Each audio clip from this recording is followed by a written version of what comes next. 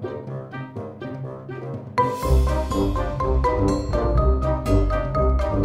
guys, ito na yung result pag hanggang madaling araw ka na nanonood ka pa ng K-drama.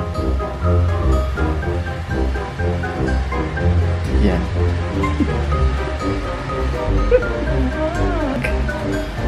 Nagpupulaw, nagpupulaw eh. Nagpupuyat ng kakapanood ng K-drama. Hello! Hapon na ngayon, 2:30. Palagi na lang 2:30. 2:30 nagsisimula yung vlog, no? Lalabas kasi kami ni My Loves. Pupunta kami sa tindahan nila. May pupuntahan. Isasama ako ni My Loves. Ano ba yan ang focus? Ay, nag-vlog ako. Kasi gusto ko ipakita yung suot ko. Kasi binigay ito sa akin ng isang viewer. Wait lang. Parang hindi ko na kailangan bumili ng mga damit kasi binibigyan niyo ako ng damit. From ako si Aishi on Instagram. Ilalagay ko yung Instagram niya sa description box. Marami siyang binigay sa akin. Nasuot ko na rin yung yellow kahapon. Tapos ito, hindi nga lang ako nag-vlog kahapon kaya hindi niyo nakita. Pero ayan siya. Para siyang ewan ko, parang hindi klaro. Para siyang may mga butas-butas na design. Tapos parang scallop chuva. Basta may tawag sa design na ganito eh. Nakita ko sa Instagram. So, ayan. Tapos yung makeup ko, BB cream lang ng eye white. Then, Nichido na eyebrow pencil. Maybelline mascara. Lip and cheek tint ng FMK dito sa cheeks. Tapos, MAC in kinda sexy yung lips. Parang na. Visit, gibisim. Visit talaga itong lalaki. What yung tislita, oh? Pagana na ako, mapagligin ako po. Naman to sa likod sa sakyan. Palabas na kami, sobrang init guys, mag-alas 2. Diba alas 2 pa, mag-alas 2. Alas 2 pa sa sobrang init. Hindi naman pala ganun kainit. Hindi ka kaya ma-appeal sa vlog. Ay, hindi man hindi obvious sa camera, pero ang dumi. Ang dumi ng sasakyan, grabe. Kasi nakapark si My Loves dun talaga sa may... Di man maklaro? Ilalim ng puno. Oo, sa may ilalim ng puno. Ayan o. Hindi lagi ko kayo vlog. My Loves, what's the best thing about being a Cebuana? Kahit hindi ka pure Cebuano, okay lang. Basta ka dito ka nakatira. May nagtanong kasi sa akin sa Q&A kung what's the best thing about being a Cebuana daw. Tinatanong ko si My Loves kung anong sagot niya. Sabi niya, wala. Grabe. Grabe ka, traidor. Pero worst thing, dagad. Like traffic. Cebuana? Wala.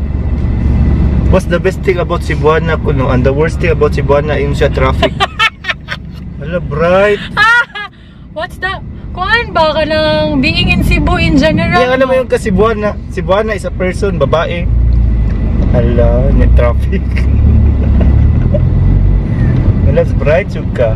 Tapos na certain driver nila. Kinsa di ay? Kaiba na eh. Bibiasa dito mo to.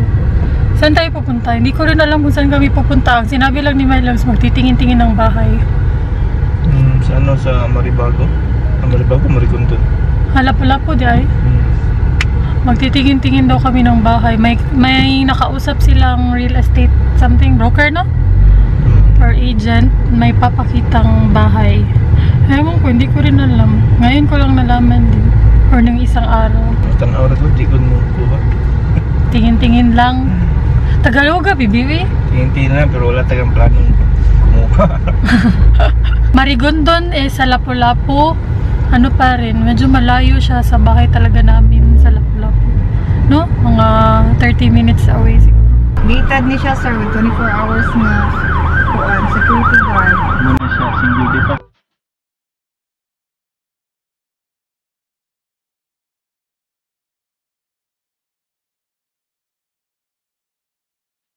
Three stories. Yeah, 3 stories na lang siya.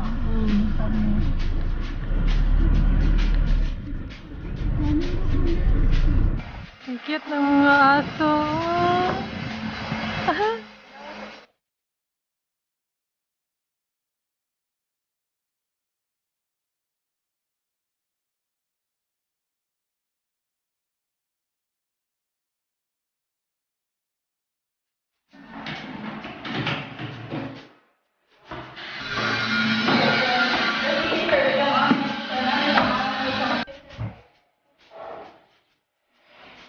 Kuyawa, ano.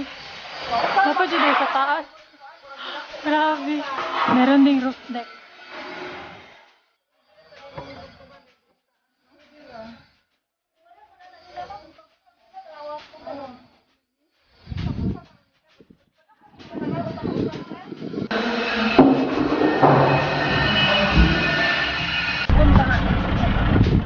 Cute! Ito yung model house nila. Cute. Cute. Na lang daw nabilin.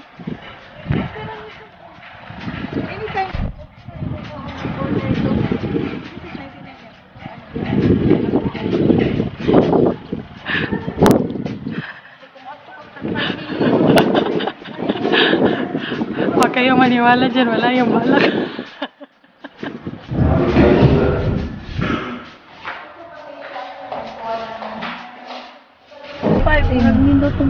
Ang 5 is kuan 158 kana. Daw. O dili kayo mo. Wadi tindahan gini. 1.2.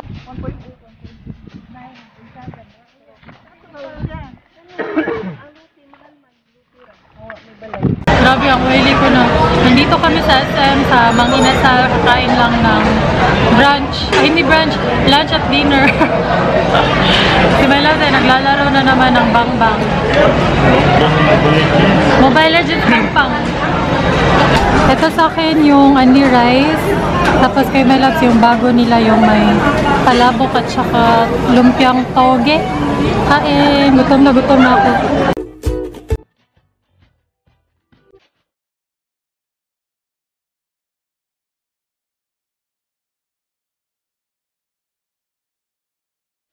Tapos na kami kumain, labasin madagma ko.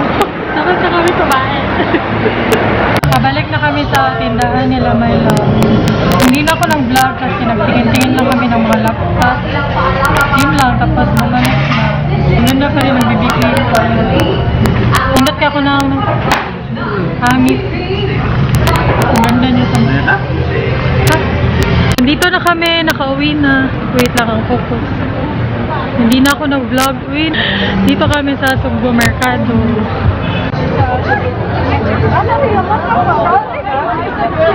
Grabe, ang daming tao. Woohoo!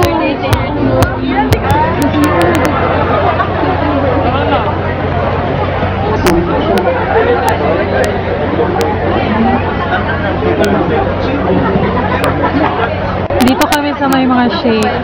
Ayan o. Banana, improve digestion, rich in potassium. Okay, my love mango, prevents colon breast. Ooh, leukemia and prostate cancer. Hala!